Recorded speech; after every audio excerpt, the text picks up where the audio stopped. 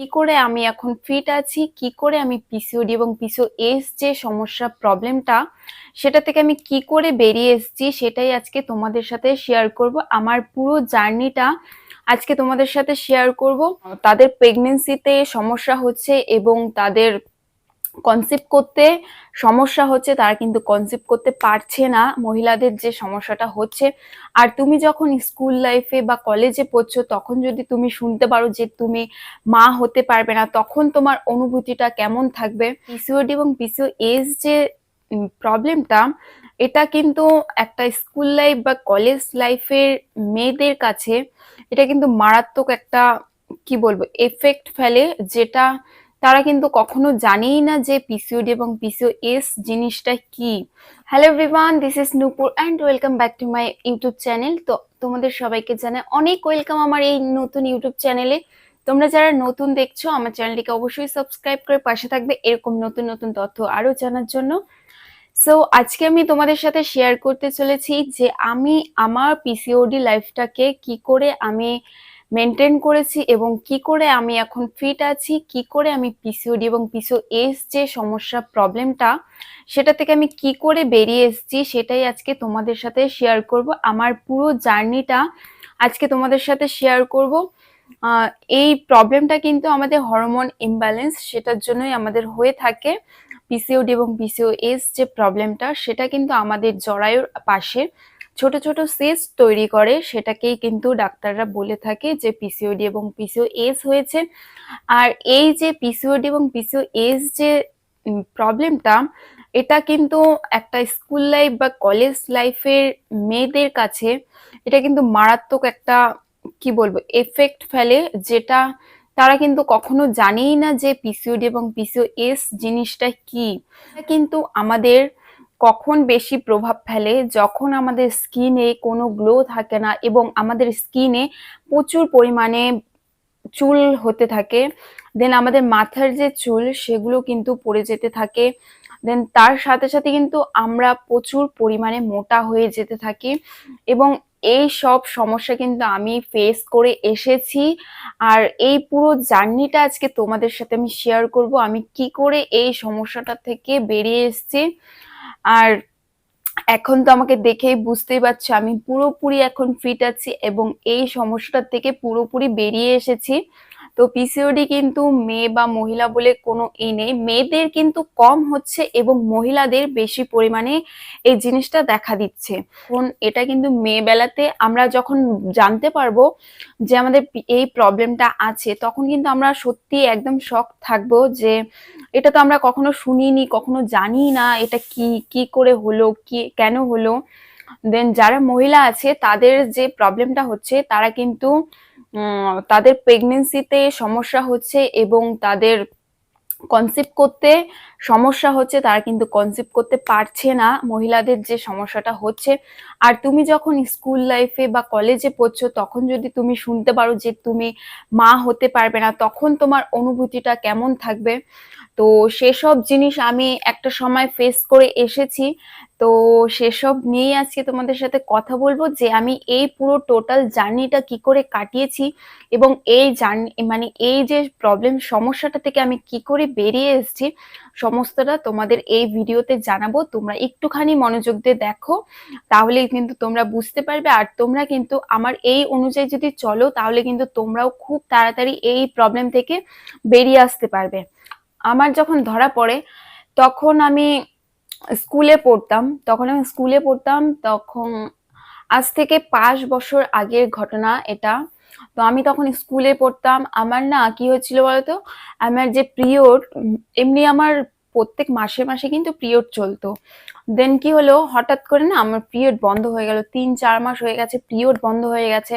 So আমি তখন doctor দেখিয়েছি, ডাক্তার আমাকে অনেক ওষুধপত্র অনেক দিয়েছে, মানে আমি সেই ওষুধপত্র খেয়েছি। আর কি হচ্ছে, আমি যখন ওষুধ খাচ্ছি তখন আমার পিরিয়ডটা চলছে। দেন কি হচ্ছে, যখন আমি ওষুধটাকে আবার বন্ধ করে দিচ্ছি তখন আমার পিরিয়ড আবার বন্ধ হয়ে যাচ্ছে। তো এটা নিয়ে কিন্তু আমি প্রচুর পরিমাণে টেনশনে পড়ে গেছিলাম এবং এটা স্বাভাবিক, মেয়েদের যেহেতু পিরিয়ড, এটা এটা নিয়ে যদি এটাতে কোনো প্রবলেম হলে এটা নিয়ে সবারই কিন্তু একটা স্বাভাবিক চিন্তা থাকবেই। তো আমারও সেরকম একটা চিন্তায় পড়ে গেছিলাম যে কি হয়েছে না হয়েছে। দেন আবার আমি ডাক্তার দেখাই এবং টেস্ট করি। তো ওখানেই আমার ধরা পড়ে যে আমার এরকম পিসিওডি বা পিসিএস এর প্রবলেম, যেটা জরায়ুর পাশে যেমন ছোট ছোট সিস্ট তৈরি হয়েছে। তো সেটা আমাকে যখন ডাক্তার বলে, তখন কিন্তু আমি মানে কি বলবো, আমি জানি না বিষয়টা কি হয়েছে, কেন হলো। তো এরকম ভাবে ডাক্তার আমাকে তখন ওষুধপত্র দেয়, আমি ওষুধপত্র কন্টিনিউ খেতে থাকি। তো আমি ভেবেছি যেমন মানুষের এক একটা প্রবলেম হয়, আমারও হয়েছে, কমে যাবে। দেন কি হয়, আমার সাথে সাথে মানে ওষুধ যখন খাচ্ছি, রেগুলারলি ওষুধ খাওয়ার সময় আমার পিরিয়ডটা চলছে। দেন ওষুধ যখন আমি বন্ধ করে দিচ্ছি, তখন আমার কিন্তু পিরিয়ডটা হচ্ছে না ঠিকঠাক মতো। ধরো হচ্ছে আজকে, আজ আজকে আছে বা কালকে নেই, এরকম ভাবে হচ্ছে, বা এক মাসে হচ্ছে পরের মাসে হচ্ছে না। এরকম নানান প্রবলেমে কিন্তু আমি ভুগছিলাম। দেন আমি দেখতে পাচ্ছিলাম যে আমার মুখে অসংখ্য পরিমাণে চুল বেরিয়ে আসছে এবং আমার মাথার চুল প্রচুর ঝরে যাচ্ছিল। দেন আমার কিন্তু ওয়েটটা প্রচুর বেড়ে গেছিল গাইস, আমি কিন্তু প্রচুর মোটা হয়ে গেছিলাম। মানে রাস্তাঘাটেও আমি বেরোতে পারছিলাম না, যে এরকম একটা বাজে একটা অবস্থা হয়ে যাচ্ছিল আমার সাথে। তো তখন আমি সার্চ করি, মানে ইন্টারনেটে সার্চ করি যে পিসিওডি এবং পিসিওএস এই জিনিসটা কি এবং এটা কেন হয়, এটার জন্য কি কি আমার ভবিষ্যতে এফেক্ট ফেলতে পারে, সমস্তটা আমি সার্চ করি এবং সমস্তটা আমি ভালো করে বুঝি। তখন তো আমি পুরো অবাক হয়ে যাই যে এত বড় একটা জিনিস হয়ে গেছে আমার সাথে। তো তখন আমি প্রচুর ঘাবড়ে গেছিলাম, মানে বললাম না, পিসিওডি তে কিন্তু মানসিক চাপটা, এই জিনিসটা কিন্তু খুবই ইম্পর্টেন্ট একটা জিনিস। তো এই পিসিওডির সময় কিন্তু আমাদের মানসিক চাপ, সেটা কিন্তু কমানোটা খুব খুব দরকার। না হলে কিন্তু এই সমস্যাটা আরো বেড়ে যাবে। মানসিক চাপটা যদি সাথে সাথে আমাদের থাকে, তাহলে কিন্তু আমাদের এই সমস্যাটা প্রচুর বেড়ে যায়। এবং আমি সেই অনুযায়ী কিন্তু আমি আমার ডায়েটটাকে ফলো করা শুরু করি। পিসিওডি এবং পিসিওএস কিন্তু আমি বলবো যে 1-2 মাসের মধ্যে কিন্তু কমবে না। তুমি যতই চেষ্টা করো, যতই তুমি ভাবছো যে আমি খাচ্ছি দাচ্ছি ব্যায়াম করছি, আমার সবকিছু আমার ঠিকঠাক রাখছি, তবে কেন কমছে না, কিন্তু এই প্রবলেমটা কিন্তু আমাদের একদিনে শেষ হয়ে যায় না। এই প্রবলেমটাকে শেষ করতে গেলে আমাদের কিছু সময় লাগবে, আমাদেরকে একটুখানি শরীরটাকে সময় দিতে হবে এই প্রবলেম থেকে একেবারে বেরিয়ে আসার জন্য। অনেকে বলছে যে 1 মাসে সেরে যাচ্ছে, 2 মাসে সেরে যাচ্ছে, কিন্তু এটা কিন্তু কখনো পসিবল নয়। আমি নিজে সেটা ফেস করেছি, আমি নিজে জানি যে এটা কিন্তু কখনো 1 মাসে 2 মাসে সেরে যাওয়ার জিনিস নয়।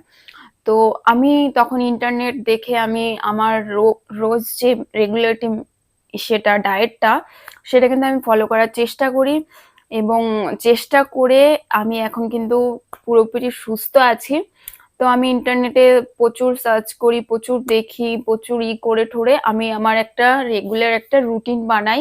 সেই রুটিন মতোই কিন্তু আমি চলি। আমি কিন্তু রোজ সকালবেলা ঘুম থেকে উঠেই আগে, যে আমার একটা ডায়েট ছিল যে এটাকে আমি রোজ ফলো করতাম, তো আমি সেইটা যেভাবে আমি চলে এসেছি, যেভাবে আমি এখান থেকে বেরিয়ে এসেছি, সেটা কিন্তু আজকে তোমাদের সাথে আমি শেয়ার করছি। তো আমি রোজ সকালবেলা ঘুম থেকে উঠেই আগে উষ্ণ গরম জলের সাথে একটু আদা আদা দিয়ে সেই ফুটানো জলটাকে আমি কিন্তু খেয়ে নিতাম তার সাথে, এবং মহুরির জলটা তোমরা খেতে পারো, এটা কিন্তু খুব ভালো।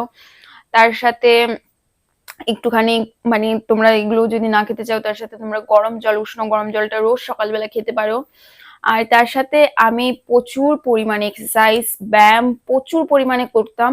তো আমার চ্যানেলে একটা ব্যায়ামের ভিডিও কিন্তু রয়েছে, আমার চ্যানেলে ব্যায়ামের ভিডিও রয়েছে পিসিওডি নিয়ে, তোমরা চাইলে কিন্তু অবশ্যই দেখে আসতে পারো। ওই ব্যায়ামগুলো কিন্তু আমি রেগুলার করতাম, আর ওই ব্যায়ামগুলো করলে কিন্তু প্রচুর প্রচুর পরিমাণে তোমাদের কাজ দিবে, একদম কথা দিচ্ছে। তো আমি কিন্তু প্রচুর পরিমাণে ব্যায়াম করতাম, প্রচুর পরিমাণে শরীরটাকে সকালবেলা প্রচুর পরিমাণে খাটাতাম। তো 30 মিনিট কিন্তু রোজ আমি ব্যায়াম করতাম প্রত্যেকটা দিন সকালবেলা। দেন পরে কিন্তু আমি ব্রেকফাস্ট কিছু একটা হালকা কিছু করে নিতাম।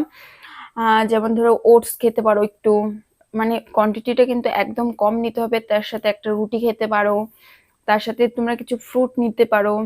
দেন দুপুরবেলা আমি কিন্তু খেতাম ধরো ব্রাউন যে চালগুলো হয়, সে ব্রাউন চালের ভাত খেতাম 100 গ্রাম মতো, বেশি নয়, 100 গ্রাম মতো ভাত খেতাম। তো তার সাথে কিন্তু সবজি সবজি প্রচুর খেতে হবে, তার সাথে সবজি প্রচুর খেতাম। এবং তার সাথে যে মাছ খেতাম, নদীর মাছ খেতাম, এবং মাংস খাওয়া যাবে, মাংস খেলে কোনো ক্ষতি নেই, প্রোটিন জাতীয় খাবারটা তোমাকে খেতে হবে। এবং তোমরা যদি দেখছো তোমাদের ফ্যাট প্রচুর, মানে তোমরা যদি প্রচুর পরিমাণে মোটা হয়ে যাচ্ছ, তাহলে কিন্তু মানে ফ্যাট জাতীয় জিনিসগুলো সেগুলো কিন্তু খাবে না। আর সাথে কিন্তু আমি যে খাওয়ার টাইমগুলো সেগুলো কিন্তু মেনটেন করতাম। আমি কিন্তু ৮টার মধ্যে আমার ব্রেকফাস্টটা করে নিতাম এবং ১১টার মধ্যে কিন্তু আমি সকালে যে ভারী খাবারটা সেটা কিন্তু খেয়ে নিতাম এবং যে দুপুরবেলার খাবারটা সেটা কিন্তু আমি তোমার ১টার মধ্যে খেয়ে নিতাম। আর বিকেলে যে একটা স্ন্যাক্স সেটা কিন্তু তোমরা কোনো ফল দিয়ে করতে পারো, ধরো আপেল, চেরি, স্ট্রবেরি, নাশপাতি। এবং এটার জন্য কিন্তু পিসিওডির জন্য কিন্তু সব থেকে ভালো ফল পাকা পেঁপে, এটা কিন্তু তোমরা খেতে পারো অবশ্যই। সেটা তোমরা বিকেল ৪টের মধ্যে খেতে পারো, সেটা কিন্তু বিকেল বেলার ফ্রুটের মধ্যে তোমরা রাখতে পারো। রাতের খাবার কিন্তু আমি ৮টার মধ্যে কমপ্লিট করে নিতাম। সেখানে ব্রাউন চালের ভাত ছিল, ভাত নিতাম, তার সাথে আমি রুটি নিতাম, মানে সিঙ্গেল। ধরো যদি যেদিন ভাত খেতাম তো ভাত খেতাম, বা দুটো রুটি খেতাম, বা ব্রাউন যে ব্রেড গুলো হয় সেটাও কিন্তু তোমরা খেতে পারো। তার সাথে কিন্তু তোমরা মুড়িও খেয়ে নিতে পারো। আর সবজি তো রয়েছেই, তার সাথে তোমরা মাছ, তারপরে তোমার মাংস, সবজি, ডাল এগুলো কিন্তু খেতে পারো। আর বলবো যে রাত্রেবেলা ঘুমাতে যাওয়ার আগে কিন্তু তোমরা ১ গ্লাস দুধ খেতে পারো, হলুদ গুঁড়ো মিশিয়ে। তার সাথে কেশর মেশাতে পারো, বা তোমরা উষ্ণ গরম জল খেয়ে ঘুমোতে পারো। আর ঘুমটা কিন্তু আমাদের তোমার ১০টা থেকে ১১টার মধ্যে একদম ঘুমিয়ে পড়তে হবে। আর তার সাথে কিন্তু আমাদের রেগুলার মানে ৭ থেকে ৮ ঘন্টা কিন্তু ঘুমোতে হবে। আরেকটা কথা বলি, আমাদের কিন্তু জলটা প্রচুর পরিমাণে খেতে হবে। ধরো ঘন্টায় ১ ঘন্টা পর পর একটা টাইম ফিক্সড করে রাখবে। তো ওই টাইমে কিন্তু মেনটেন করে করে রোজ জল খাবে, প্রচুর পরিমাণ জল খেতে হবে। আর এক্সারসাইজ করার সময়ও কিন্তু প্রচুর জল খেতে হয়। মানে এক্সারসাইজ করার আগে কিন্তু প্রচুর জল খেতে হবে এবং এক্সারসাইজ করার পরে কিন্তু প্রচুর জল খেতে হবে, ঠিক আছে? আর তোমরা যদি খাবার পরে এক্সারসাইজ করো তাহলে কিন্তু ১ থেকে ২ ঘন্টা পর, মানে খাবার ১ থেকে ২ ঘন্টা পর তোমরা কিন্তু এক্সারসাইজটা করবে। সো আমি কিন্তু এইভাবে একটা বছর কাটিয়েছি। দেন এখন তো আমার রেজাল্ট দেখতেই পাচ্ছ, পুরোপুরি আমি কিন্তু ফিট আছি। আমার কিন্তু এখন এসব নিয়ে কোনো প্রবলেম বা কোনো সমস্যা কিচ্ছু নেই। তো আমি এখন পুরোপুরি সুস্থ আছি। আর বাইরের কিন্তু জাঙ্ক ফুড আমি একদমই খেতাম না। আর তোমরাও কিন্তু একদমই জাঙ্ক ফুড, ফাস্ট ফুড একদমই খাবে না। তার সাথে কিন্তু আমাদের দেখতে হবে যে চিনি জাতীয় কোনো খাবার সেটা যাতে আমরা না খাই, এবং চা কফি সেগুলো থেকে দূরে থাকবে, এবং যদিও খাও তাহলে খুব কম খাবে এবং চিনি ছাড়া খাওয়ার চেষ্টা করবে, তাহলে কিন্তু মানে খেতে পারো। আর চিনি দিয়ে কিন্তু কিছুই খেও না। আর সাথে কিন্তু তোমাদের এক্সারসাইজটা প্রচুর পরিমাণে করতে হবে, তার সাথে তোমাদের মানসিক চাপটাকে কমাতে হবে, তার সাথে তোমাদের প্রচুর পরিমাণে ব্যায়াম করতে হবে। আর আমার এই চ্যানেলে কিন্তু পিসিওডি নিয়ে প্রচুর পরিমাণে ভিডিও আছে, তোমরা চাইলে অবশ্যই গিয়ে দেখে আসতে পারো। এবং পিসিওডি যে রেগুলার আমাদের যে রোজ যে ডায়েট চার্টটা সকাল থেকে রাত পর্যন্ত, সেই সব বিষয় নিয়েও কিন্তু আমি ভিডিও আপলোড করেছি, চাইলে দেখে আসতে পারো। এবং ব্যায়ামের ভিডিও কিন্তু অবশ্যই আছে, চাইলে তোমরা অবশ্যই চেক করে আসতে পারো। তো আমি কিন্তু এসব সমস্যা ফেস করেছি, আর এগুলো কিন্তু মেনটেন করে চলে দেন আমি কিন্তু এইসব সমস্যা থেকে পুরোপুরি বেরিয়ে আসতে পেরেছি। সো তো আশা করছি তোমরাও এভাবে মেনে চললে তোমরাও খুব তাড়াতাড়ি এসব প্রবলেম থেকে, তোমরাও কিন্তু এই প্রবলেম থেকে খুব তাড়াতাড়ি বেরিয়ে আসতে পারবে। আশা করছি আমি যেভাবে এই প্রবলেম থেকে বেরিয়ে এসেছি, তোমরাও এইভাবে কিন্তু চললে তোমরাও খুব তাড়াতাড়ি এই প্রবলেম থেকে বেরিয়ে আসতে পারবে। তো আজকের মতো ভিডিও এখানে এন্ড করছি। ভালো লাগলে অবশ্যই একটা লাইক করে যাবেন এবং কমেন্টসে অবশ্যই জানাবেন। আর কি কি ভিডিও দেখতে চান সেটা কিন্তু অবশ্যই কমেন্টে জানাবে। আর আজকের মতো এখানে শেষ করছি, সবাইকে জানাই টাটা।